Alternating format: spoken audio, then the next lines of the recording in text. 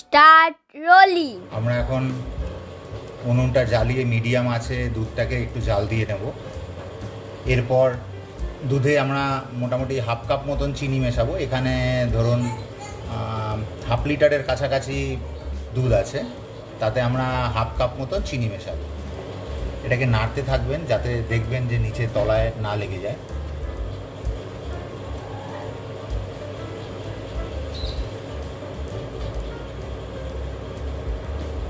এটা নর্মাল ফ্যাটযুক্ত দুধ।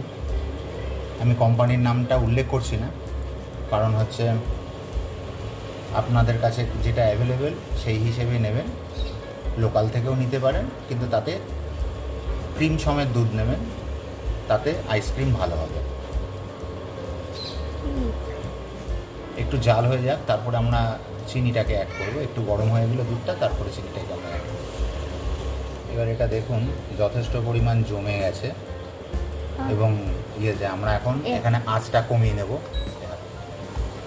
আঁচটাকে কমিয়ে একদম মিনিমাইজ করে নেব। মিনিমাইজ করে নিয়ে তারপরে এর মধ্যে যে কর্নফ্লাওয়ার গুলার যে দুধটা আছে, কর্নফ্লাওয়ার গুলা দুধটা এর মধ্যে দেবো। কারণ হচ্ছে যদি মিনিমাইজ না করে নেন তাতে এতে নিচে পোড়া লাগার সম্ভাবনা থেকে যাবে এবং সঙ্গে নাড়তেও থাকবেন এটা ঢেলে দিয়ে।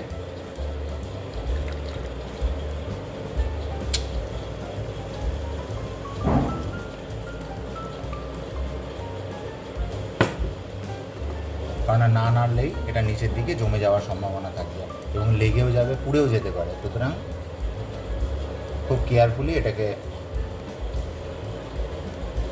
নাড়তে থাকবেন। এখন আমাদের একদম শেষ মুহূর্তে চলে এসছে ঘন, এরপরে একদমই শুকিয়ে যাবে। দেখতেই পাচ্ছেন যে দুধটা কত ঘন হয়ে গেছে। হ্যাঁ, এটাকে নিভিয়ে দিয়ে আমরা এটাকে ঠান্ডা করব। ঠান্ডা করার পর দেখুন যে এরপর আমরা কি করব এই দুধটাকে, যাতে একেবারে দোকানের আইসক্রিমের মতন তার টেক্সচার আসে।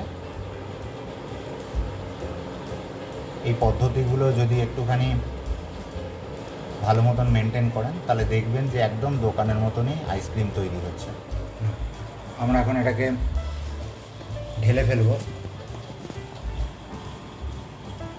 কৌটোতে ফ্রিজিংয়ের জন্য। ডিপ ফ্রিজে 1-2 ঘন্টায় যদি একটুখানি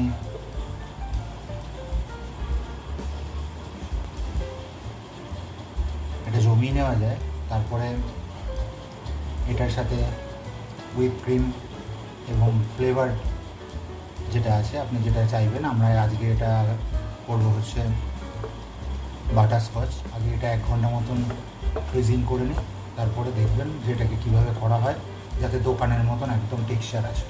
এরপরে ওটাকে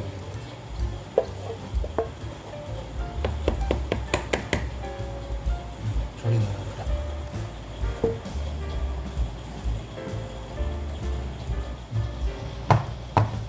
এরপরে একটুখানি ট্যাপ করে নেবেন যাতে নিচের দিক ভালো মতন বসে যায়, তারপরে কভার আপ করে ডিপ ফ্রিজে করে দেবেন। আবার সেই কভার আপ করে দেবেন।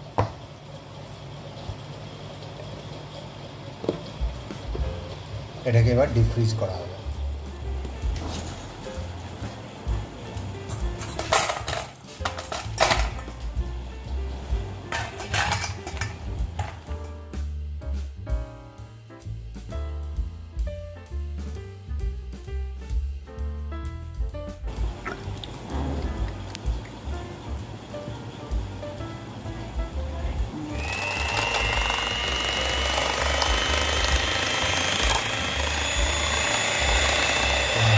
মাঝখানে না থাকবে।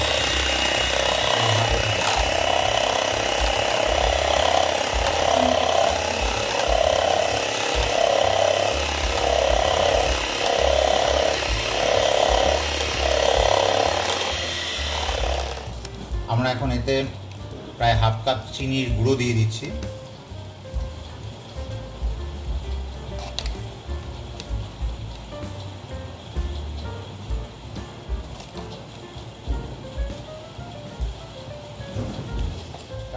হাফ কাপ আমরা দুধ জাল করার সময় দিয়েছিলাম, সেই জন্য এখানে হাফ কাপ দিলে হয়ে যাবে।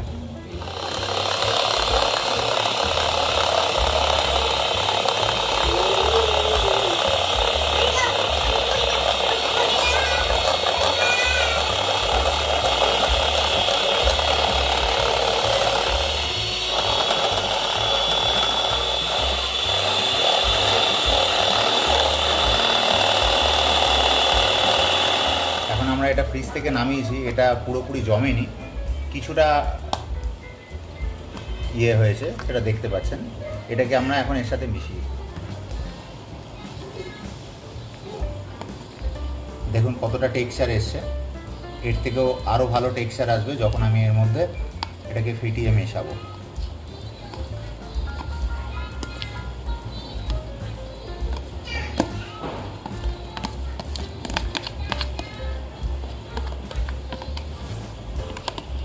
এটাকে আমরা এবার ফিটিয়ে নেব।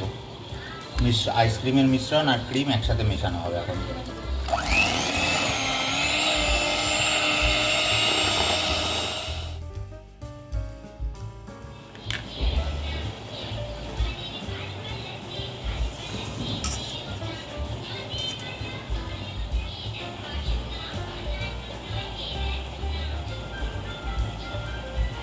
এটা এখন একবার ডিপ ফ্রিজে ঢোকানো হবে। এরপরে আবার যদি 5-6 ঘন্টা রেখে আবার বের করে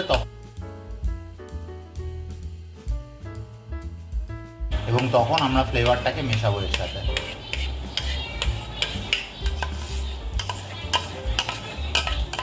বাটারস্কচ ফ্লেভারটা তখন আমরা মিশিয়ে দেবো। এখন এটা টেক্সচার আনার জন্য দেওয়া হচ্ছে।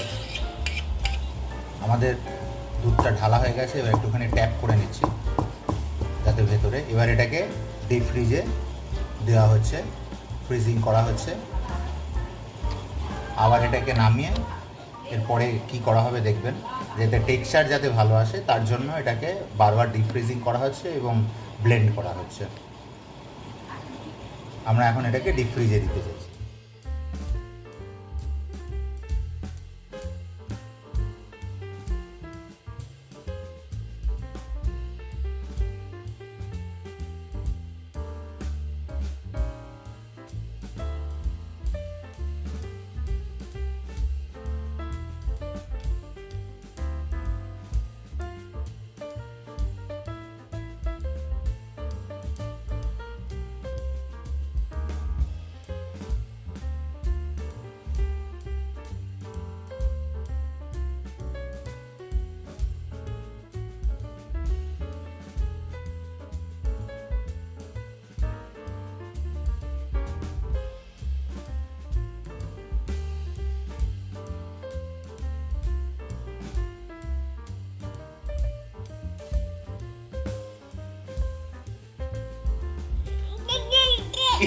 দিদি দিদি দাঁড়া দাঁড়া, এই তো হয়ে গেছে, আর বেশিক্ষণ নেই।